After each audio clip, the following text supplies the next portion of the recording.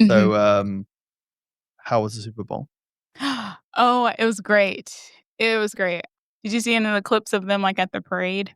No? Is it How for many things got put on fire during the parade? I didn't look. I didn't watch that, but I'm sure they were tearing up the streets I in think joyous I celebration. heard they took the flags off the pole for the celebrate the I can't comment on that. I just know Eagles fans, Philly fans are top notch. okay, give me an Eagles.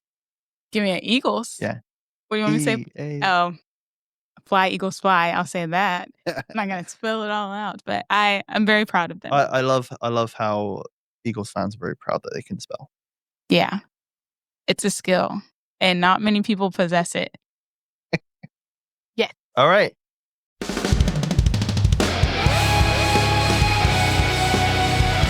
Hello, welcome, good afternoon, good morning, wherever you are in the world. This is the Study Success Blueprint.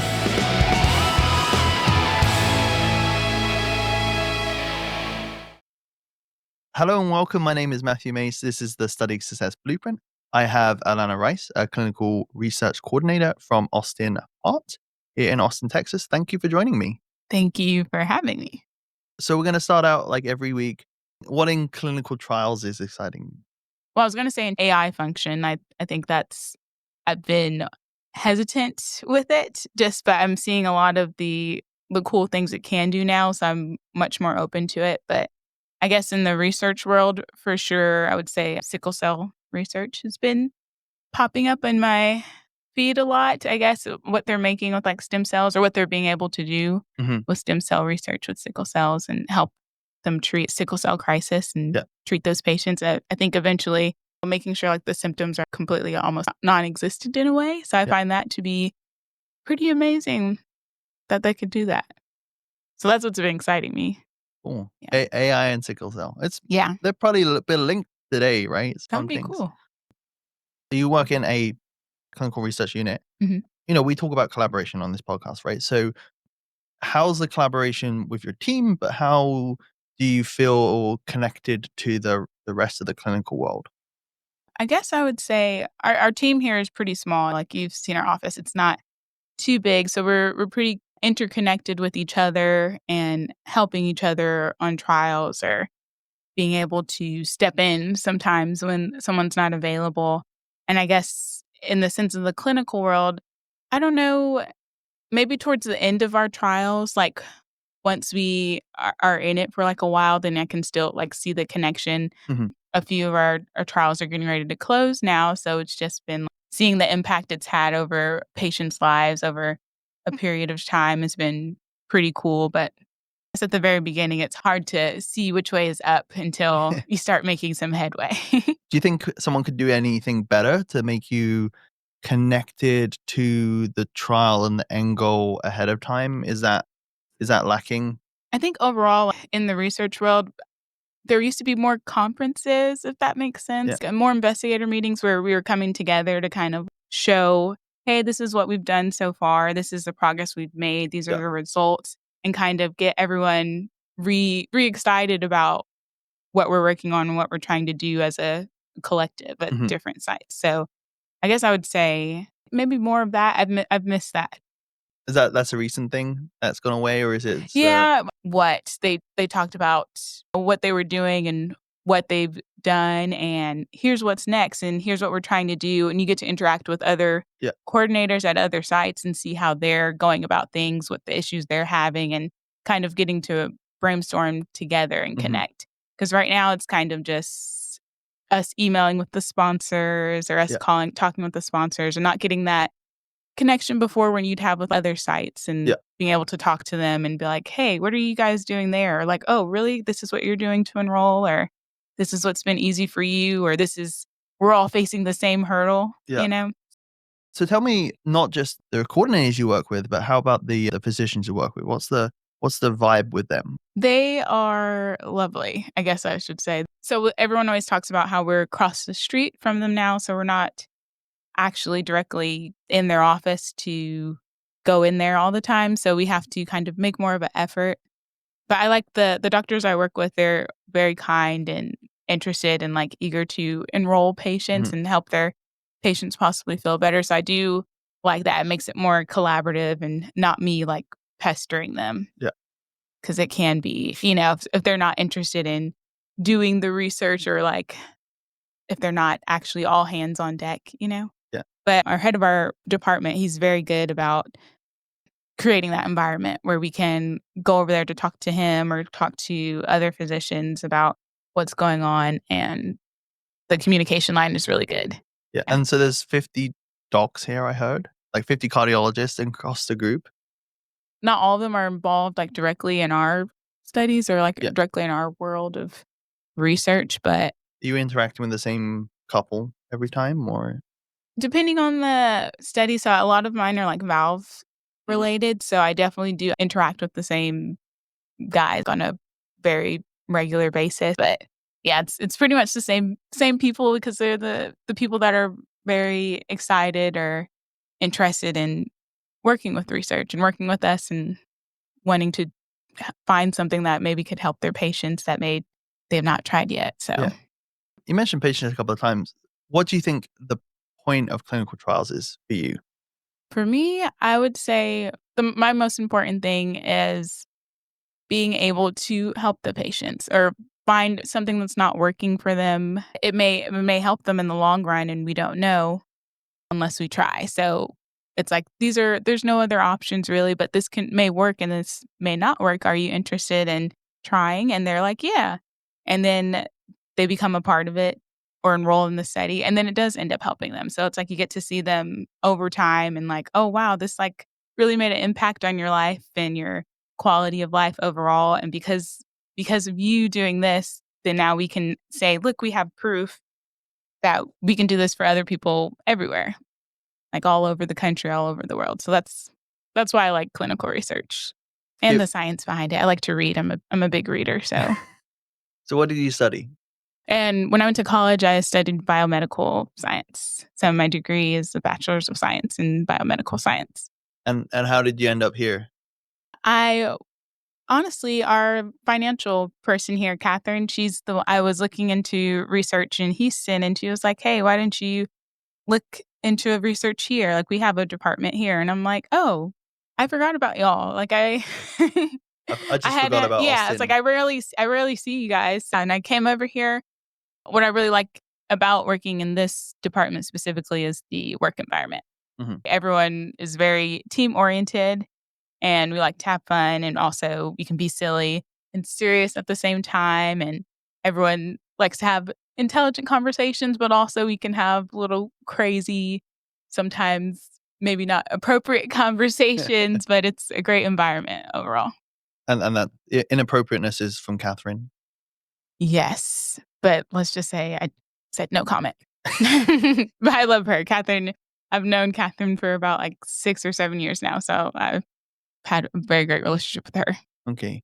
So you probably know this anyway, but Austin Heart is one of the most successful enrolling sites on almost every study that they have hit in the last couple of years. Mm. You know that? Yes. You're proud of that? Yes, I know I may have not been a part of all of it, but I am. It's the work ethic here. Like, everyone cares about what we do and how it impacts our patients overall and how it impacts the research world, so it makes for a good environment and makes for us to be able to have that impact to make our name known in the research world. Yeah. So, yeah. And it makes it fun to come to work, Yeah. right? Yeah. No one wants to sit on their hands and do some paperwork. No. I mean, there is lots of paperwork sometimes, but that's okay. Warning, there's a lot of paperwork in clinical trials. Yes. I mean, I think slowly as a whole, we're all moving to like, you know, more electronic. I It reminds me that I'm a little old fashioned in that way because I'm like, I like paper. I can feel it. I know exactly where it's at. You're actually a 6-year-old lady at Yes. heart. Yeah, Yes. it's And like that's okay. coming on, like, the enrollment rate, so I did a trial here. We know each other because I did a trial here, and the enrollment rate was just off the chart good, and I saw the collaboration and y'all all got together and pushed and, we're on the same page, but there's got to be something in the approach that gets patients to say yes more often than not.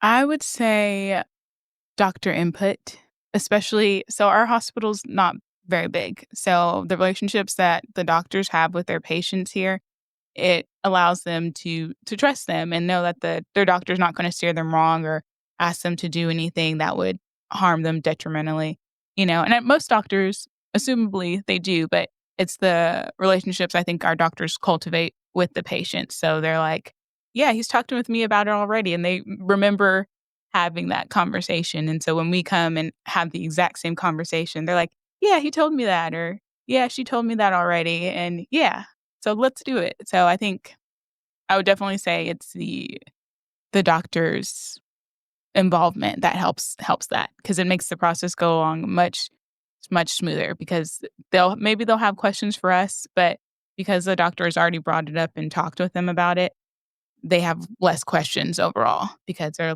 we're just having the same conversation. Yeah. So success rate of a blind patient, not not see, you know what I mean? The success rate of someone who doesn't know about the trial, hasn't had that involvement, isn't their primary physician, you strike out.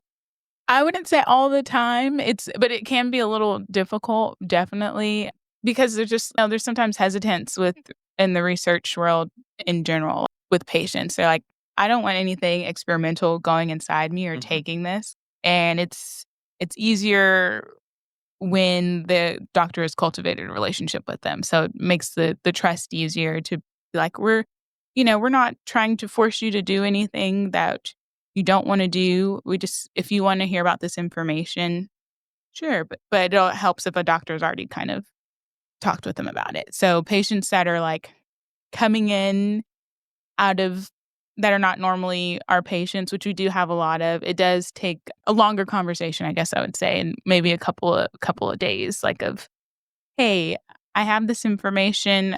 Let me talk with you about it a little bit. If you're interested, I can leave it with you, and then we can talk about it again on another day, and after you've had some time to think about it." Generally with patients that the doctor's already kind of built that relationship with or talked with them about it, it's kind of a smoother ride. Not necessarily that it won't happen altogether, but there's a higher possibility that they'll say no. Yeah. So if I throw a different word in, you're saying about trust, Yeah. right? They trust the physician, their primary physician, and they extend the trust to you because you're associated with them, you're speaking the same language, you have their best interest at heart. Mhm. And not to say the patient who's referred in from outside you've never seen before doesn't have a connection. Their base trust level is non-existent, Yeah. right? Is that fair? Yes, I would say so. So it's harder with inpatient trials, I would say. That's where it gets really about building that communication of like, "Hey, this is what's going on just based off what you're here for. We think you might benefit from this." That conversation takes a lot more. I think as coordinators within the research world, we're kind of prepared for that. We have to take it, as everyone will say no or may wanna say no. So, I guess the best way to put it would be that with the people that from out of state or not within the regular community here, there's still possibility, it's just harder. So the tips and tricks that you've picked up along the way, a lot of it is practice. Practice Mhm. makes perfect. How did your first couple of studies go way back when you started? Did you give yourself a C minus back then and you're moving in the B's to A's, or is there still ways to go? Yeah, I would say I'd give myself a high B now. I guess I learned from really just going with other coordinators to like how they're answering their questions, what they're going back over with, or showing them in the consent so they can, as well as I'm telling it, but reading it to them as well and like see it right here. So this information, and I'm not just saying it to you as well. We can read it along together. So I think that's what's really helped me improve Mhm. with. getting through the beginning of the studies and talking to the patients about participating, Yeah. learning and shadowing, I guess, my other coordinators. It's Uh, really helpful. yeah. So learning and shadowing. What have you learned for yourself in that time? What's your like your top tip that I'm going to keep close to my chest? But now I'm going to ask you to reveal it to the entire nation.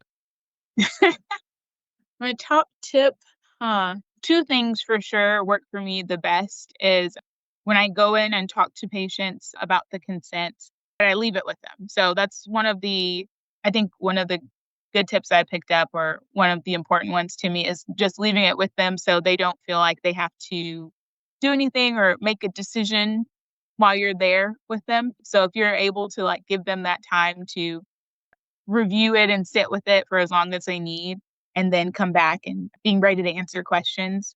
That's one of my helpful tips, is, like, leaving it with them for as long as I can, like, ideally 24 hours or at least a few hours, and just like, "Hey, I'll come back in a few hours or tomorrow, and we can talk about it together if you have any questions." Sometimes signing stuff like that, they wanna include other people, like their family, and talk with them about it, and it gives them that time. So I like it because it's reiterating to them, like, this is not required of you in any way to sign this or join this. This is up to you.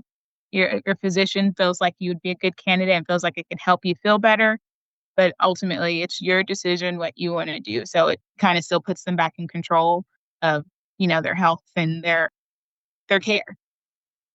The other one is just when I'm going over the consent, the way they write it anyways, it's supposed to be, like, easy for patients to understand, but sometimes, like, certain parts in there are breaking it down even more. This is saying de-identify or whatever, but pretty much what it's saying is no one will know your name. You will just be a number. Just breaking those little small sections down to make it easier and digestible for them to understand.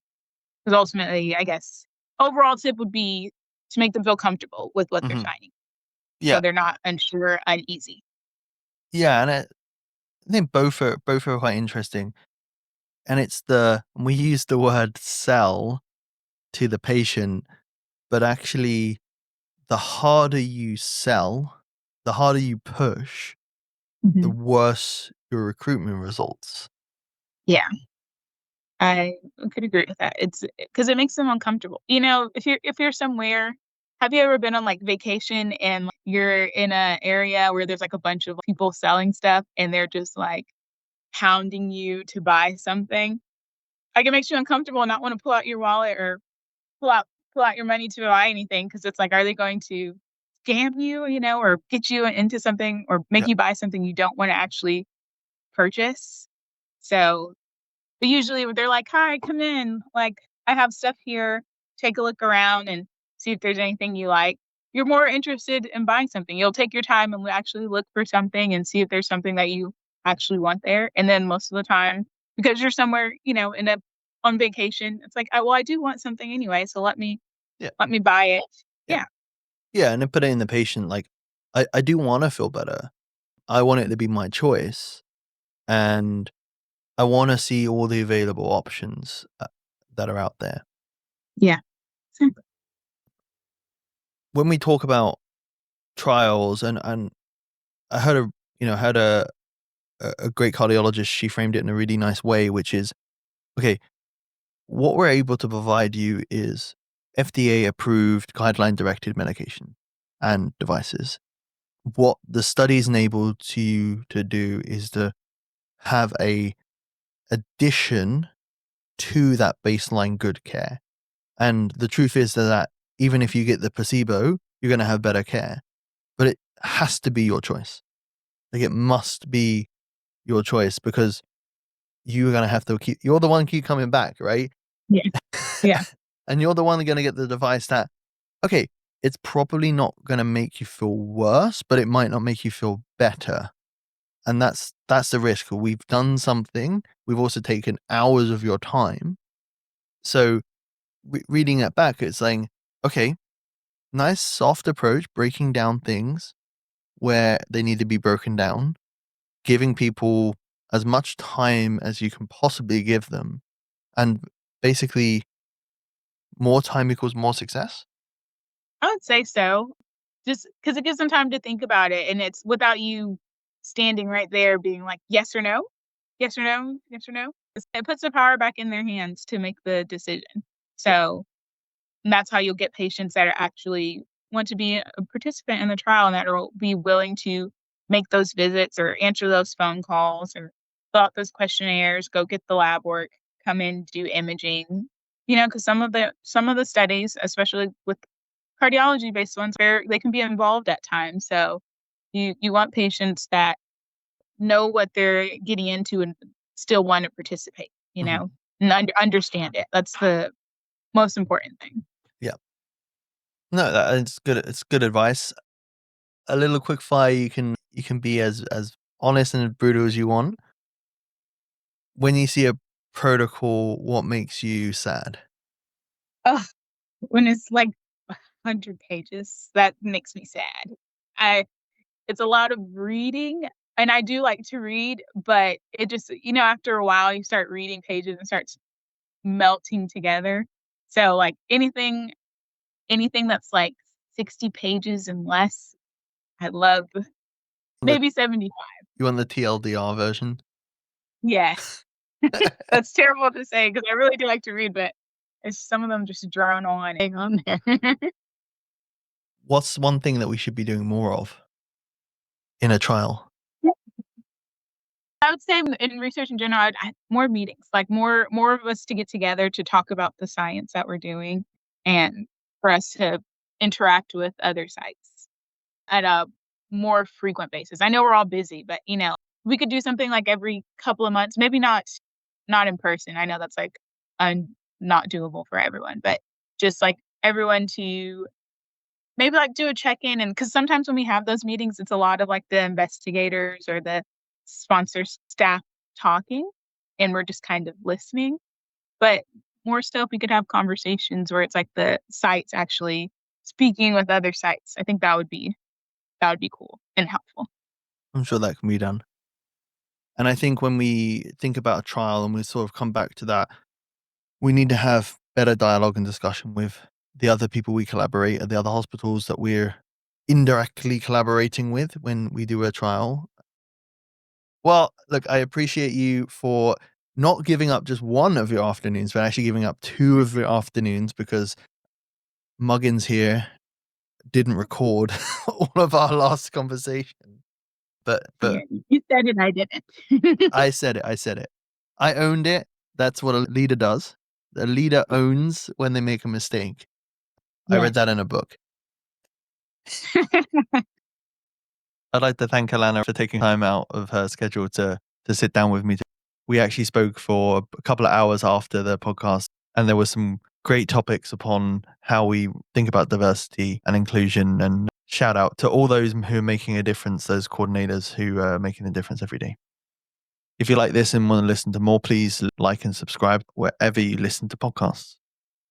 You can listen back to our last few episodes with Kunjan Butt and the Bridgesource medical team, as well as look forward to upcoming episodes with new researchers and industry professionals from the United States and Europe. So with that, I can leave you today. Speak to you very soon. I've been Matthew Mace, and this is the Study Success Blueprint.